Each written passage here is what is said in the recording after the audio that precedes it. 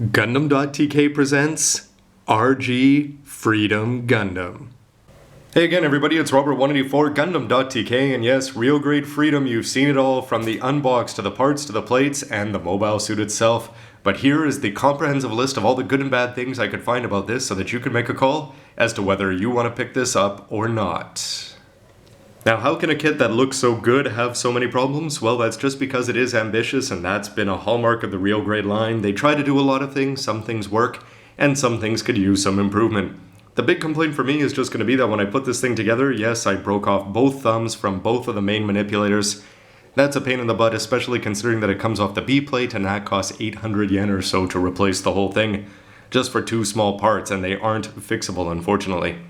Another problem is just that the weapons, they've got all these pegs on them and they're designed to fit into the manipulators, but they don't hold them that well, and that's especially a big problem with the beam sabers. If you try to do anything with the palm facing down, well, you can expect the beam saber to end up on the ground. Biggest problem especially with the Darth Maul one. In terms of colors, how about when you've seen all the other real grades, you really get used to having a whole bunch of different colors of white. This one's only got the two shades. Now it's got a bunch of other colors which sort of make up for it, but you may be disappointed seeing this next to your RX-78 on the shelf. Which goes into the seals, which is you've got 1,000,000 seals, almost literally, and on the camera eye you've got nothing, which means you're going to have to go and paint that if you want to make it look sharp. And they've been trying this from the beginning. The gold seals look great on the back of the knees and horrible there on the elbows because you're trying to bend it over 7 or 8 different bends and it just doesn't work. In terms of actual balance, this guy is going to collapse because he's got some weight issues based on the backpack, and you're going to have to get the legs into place.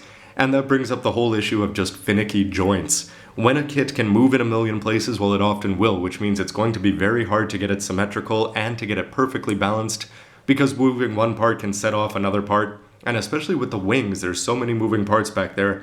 They're not necessarily hard to line up, but it is hard to get those white overhanging cannons to go over the shoulders and look proper. Now that's something that the Master Grade had the same problem with. It's unfortunate that it carried on down here. And speaking of the wings, sometimes they are weak. The way they're put together, it's ingenious the way they're put together. However, they're not all that secure. These white parts, you can see that they spread out every once in a while. And these blue parts, unless you've got them really squeezed in there, can just collapse down on you, and all of a sudden what you thought was a great pose has some awkward looking blue kibble hanging down in the back that you did not expect to see. And then, combine that with weight issues, I'm talking for the beam rifle and the shield.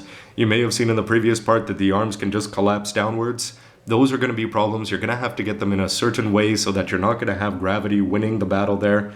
And when you combine that with the fact that the arm and the shoulders can pop off when you're doing quite a few poses, and just a general awkwardness of the shoulders as you try to get them looking down the barrel of the beam rifle, yes, there are quite a few problems for an otherwise gorgeous looking kit. Thankfully, there's a whole bunch of positives to balance out those negatives, starting with just the simple thing of the package. The real grade line has just been fantastic from start to finish. I'm talking about the CG on the cover. Everything about it looks professional, from the black glossy finish. It looks great. You feel like you're picking up a very nice, near master, perfect grade quality for a much more reasonable price. And speaking of which, it's a nice consistent price with what we've seen for the other real grades. I wondered if it might cost more, just because this guy does have a fair bit of weapons and a lot of plastic is needed, but 2,500 yen, no complaint whatsoever. Also, just in terms of the line, I think they hit a home run by what they did with the real grade line. The RX-78-2 and the Zaku variations, those are givens with any new line, as you can see with the 148th, Super Hi-Com Pro and things like that. But this is a fantastic follow-up to Ale Strike, which was a bit of a surprise in itself. They could have gone with Strike Freedom, but with it getting some perfect grade love, seeing the Freedom get some more love in real grade is great to see. And when you crack the box open, you're going to be impressed with just the sheer number of plates, the colors that you're going to get, these incredibly small detailed parts. I'm talking small gray, small red, small blue. The fact that these railguns have more color variations in them than some Master Grades do, right from the start you're going to be impressed. Now the most important thing though is when you put a Gundam together, the proportions and the colors, and I think this one nails it. He comes across as being a little bit skinny, but even without the wings on, I was really pleased with just the way that the eye is drawn to all the right places with this. And with the wings on and all the millions of things that you can do with them, nothing out of this looks disproportionate, and I think it's a perfect combination. In terms of colors, I complained before about the lack of shades of white or gray, but in this case, the Freedom is such a colorful guy, and I'm talking about the gray and the red and the blue, and just the fact that you've got the navy blue mixed in there with the regular one. Everything about this guy, the two tones of white I think is just perfect. It might have been a little bit overdone if he had any more in there. So, but that's something that you're going to have to make the call on. Other little bonuses, like you're going to be getting the extra manipulators, are always great to see. You get 6 in total, including an open hand for dynamic posing.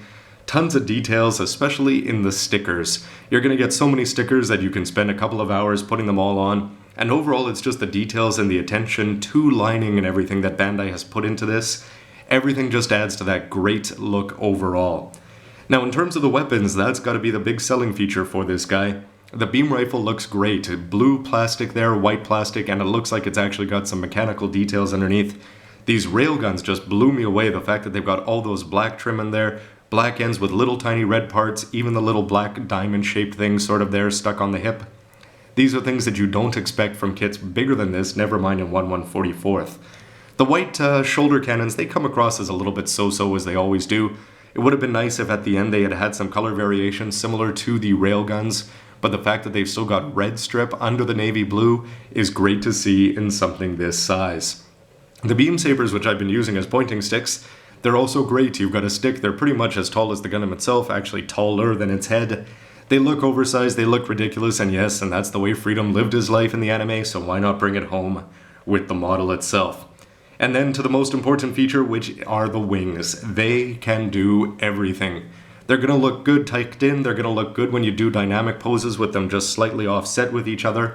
They're going to open up well as you're seeing here, and they have that bonus of being able to split the regular blue and the navy blue to go into a full burst mode and have 7 on each side. Everything about it looks great, combined with the fact that you can bring those overhead cannons forward. This guy looks unstoppable, and he's made to go up on an action base and just shoot a whole bunch of color at everybody who gets in the way. And my final big thing about this guy is just that his head is perfect. It's very small, but the amount of details from the gray mask to the Vulcans to having those parts under the ears, outside of the camera lens not having any color, you've got a multicolor V-fin, everything about this head and this guy looks great. Which brings me to the final verdict, which you can guess is going to be pretty positive just based on the fact it's posable, it looks great, it's a fun build. There are problems with it, and you're going to have to be patient when you're doing everything with this, but if you can get over that and a few broken and finicky parts, I think you're going to love the visual impact that this brings to your shelf, and it nails the power of the anime, if not surpassing it. The Master Grade was good and clean, this one's detailed and real and mechanical looking, and I think it's a real step up on the Master Grade, and that's saying something, because that was a Master Grade I actually really liked. And one of the most fun things about a review is just future speculation. I'm talking about the real grade line and the Freedom itself. First to the real grade line, you'll notice that there's 3 coins in this case. I can't wait to see who's next. I'm going to put my money on, for what it's worth, Force Impulse, Exia, or Age 1. Although who knows, they could go to a totally different line. Who wouldn't love to see a DX in real grade? I think that would be fantastic. But the Freedom Gundam itself seems to be experiencing somewhat of a resurgence, which makes perfect sense with the Blu-ray re-release, or the beautiful HD re-release of Seed coming out. It's getting lots of love with the 1/100th metal build. People have to wonder though, is there going to be a perfect grade? You noticed around the box that they showed off the Strike and they showed off the Strike Freedom. Freedom, despite the fact that it's the lead from one of the most popular series, doesn't seem to have the same amount of love, but I wonder if that would happen before something like a perfect grade 00 Quanta or Destiny. As usual, I like to end this out with this caveat that hey, is just my opinion, and I'm just one builder, so why don't you let me know yours? Have you built this, and how do you think it stacks up compared to other real grades and other versions of the Freedom? What do you want to see next? What do you wish Bandai had improved? These real grades, just imagine having these things a few years ago. It was practically unfathomable. Now they're here, and they're pretty much kicking butt all the way to the bank. If they could fix up a few small things, you know they'd be almost perfect grade, despite being much smaller. Anyway, everybody, Robert184 Gundam.tk, love to hear from you with a comment down below. Like, subscribe, and all that stuff, please, if you want to continue to see a whole bunch of videos on Not Miss Anymore, and stay tuned for lots of reviews from Gundam Age, leads, and everything else in between. See you next time, everybody. Bye. Can you say downloadable content?